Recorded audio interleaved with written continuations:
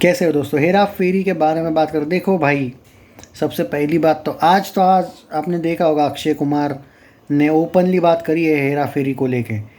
भाई उनके आँखों में भी वो दिख रहा था कि ये कोई ड्रामा नहीं चल रहा है। जो लोग बार बार ये बोल रहे हैं 30 तारीख को परेश रावल का बर्थडे कुछ आ जाएगा, तो भाई यहाँ पे ओपनली अक्षय कुमार ने बोल दिया है कि वो कोर्ट वाला मैटर है, हम इसको कोर्ट में ही देख लेंगे। ये कोई अभी प्लेस नहीं है ये इस टाइप की बात करने की। और वो जेन्युइन लग रहा था। गुस्सा जो था ना, भले अक्षय ने ये कहा कि Paresh Rawal is my best friend या जो भी है, मतलब ये जो भी लीगल हुआ है वो वॉटेवर जो सिचुएशन हुई है, मैं उनको 30-35 साल से जानता हूँ, हम उनके साथ काम करते हैं। आप भी उसको उनको रिस्पेक्ट से बात करो वगैरह। मीडिया को भी उन्होंने डांटा कि फुलिश वुलिश टाइप का वर्ड मत यूज़ करो। इससे पता चलता है कि Akshay Kumar respect him a lot, but respect और फ्रेंडशिप अलग जगह होती है और जो बिज़नेस डील होता है वो अलग होता है। कभी भी बिज़नेस और रिलेशन अलग अलग ही होने चाहिए। ये वाला ही एंगल मुझे दिख रहा है। अब देखो आप, हम बात कर रहे थे कि भाई 25 दिन का कोई एंगल है तो 25 पे कुछ आने वाला था, नहीं आया। 30 तारीख को परेश रावल का बर्थडे है, आप लोग बोल रहे हो तो उस दिन कुछ आएगा। अगर उस दिन भी नहीं आता है तो आप वापस बोल रहे हो कि 3 तारीख के आईपीएल फाइनल पे कुछ अचानक अनाउंसमेंट हो जाएगा। उस दिन नहीं आएगा तो और एक बहाना मिल जाएगा कि अरे भाई हाउसफुल तो आ रही है 6 तारीख को, एक बड़ी फिल्म है, उस दिन कुछ आ जाएगा। भाई ये तो ड्रामा ख़त्म ही नहीं होगा फिर। देखो मुझे लगता है कि जो आज कोर्ट को लेके डायरेक्ट बात हुई है, और परेश रावल की टीम ने तो ये स्टेटमेंट तक दे दिया है कि मुझे वो स्टोरी का कंसेप्ट जो था वो पसंद नहीं आया, वीक लगी स्क्रिप्ट, इसीलिए बाद में मैंने ये डिसीजन लिया। अब देखो साइनिंग अमाउंट एंगल या फिर वो 15 करोड़ वाला एंगल, मुझे एक बात समझ में नहीं आ रही है कि अगर स्क्रिप्ट वीक भी है, एक सेकंड के लिए मैं मानता हूँ कि अगर है तो भी वो हेरा फेरी है यार, वो नाम से चलने वाली है। ज़रूरी नहीं है कि भाई, देखो हाउसफुल 4 एक बेस्ट एग्जाम्पल है। कौन सा भाई बहुत बढ़िया स्क्रिप्ट था हाउसफुल 4 का। एक बाला सॉन्ग की वजह से और एक वो बाला के कैरेक्टर की वजह से छा गया था ना।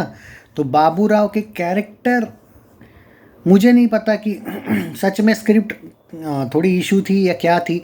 मुझे वो सेटिस्फाइंग रीज़न नहीं लगता है जो परेश रावल के लॉयर्स ने बात करी है कि भाई स्क्रिप्ट की वजह से हुआ है नॉल। क्योंकि हेरा फेरी 3 की स्क्रिप्ट कैसी ही क्यों ना हो, ये फिल्म चलने तो वाली ही है।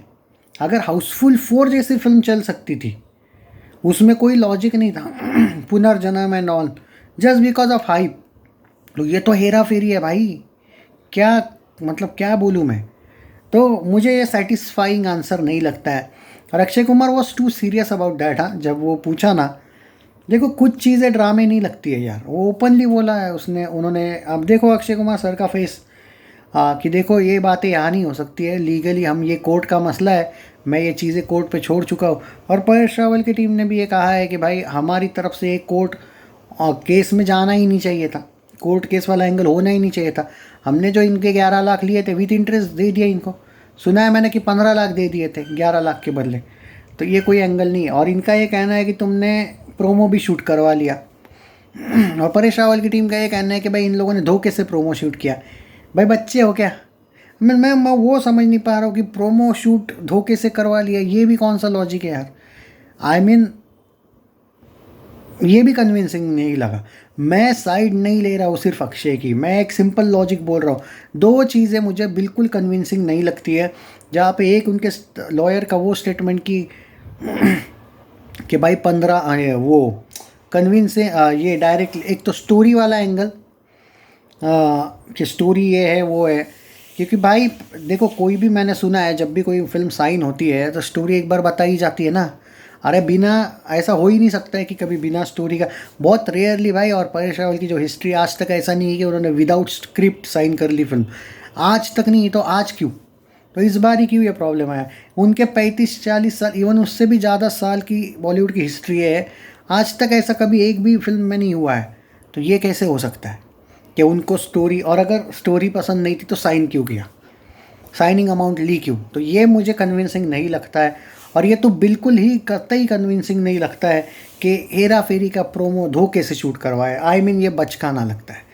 अब यहाँ पे जो लोग बोल रहे कि भाई ये ड्रामा ही होना चाहिए, मैं तो दिल से चाहता हूँ कि ये ड्रामा ही होना चाहिए। क्योंकि आप कितना भी बोलो कि पंकज त्रिपाठी, देखो भाई बाबू भैया का कैरेक्टर लोग दूसरा कोई नहीं कर सकता है भाई। चाहे तुम गोविंदा का नाम लो, चाहे वो नाना पाटेकर का लो, या फिर चाहे परेश अपना अनुपम खेर का भी कुछ लोग नाम ले रहे, या फिर पंकज त्रिपाठी का नाम लो, ये को कोई कर नहीं सकता है। तो इट्स बेटर कि बाबू राव का कोई एक भाई गांव से आया, बाबू निकल लिया, ऐसा टाइप का कुछ, तो उसके जैसा थोड़ा सा उसका कैरेक्टर इस टाइप का कुछ करवा देते हो, या फिर कोई बाबू जैसा ही कोई इनको एक घर मकान मालिक मिला वगैरह टाइप का, ये कहीं दूसरी जगह गए, ऐसा भी करके कुछ ला सकते हो तो बेटर है।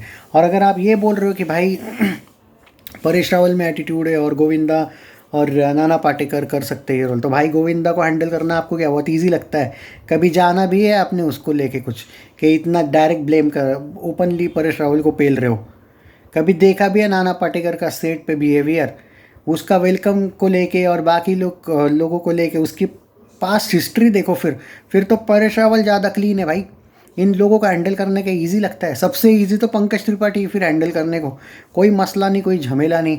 इवन संजय मिश्रा को भी हैंडल करना उतना इजी नहीं, जो लोग बार बार बोल रहे हैं ना। और अनुपम खेर उस टाइप के रोल आजकल तो नहीं करते, तो एक ही बंदा बचता है वो पंकज त्रिपाठी। पर वो भी मेरे अकॉर्डिंग बाबू भैया के रोल में नहीं चाहिए उसके। हाँ, वो उनको सूट ज़रूर कर सकता है, लेकिन या फिर चलो इनमें से कोई भी आए, वो कोई तीसरे रोल में हो तो ज़्यादा बेटर। और रही बात गोविंदा की, वो तो भाई यंग है, मतलब इनकी तुलना में वो तो भाई अभी भी मेकअप वेकअप, वो कौन से एंगल से बाबू भैया का एंगल है भाई।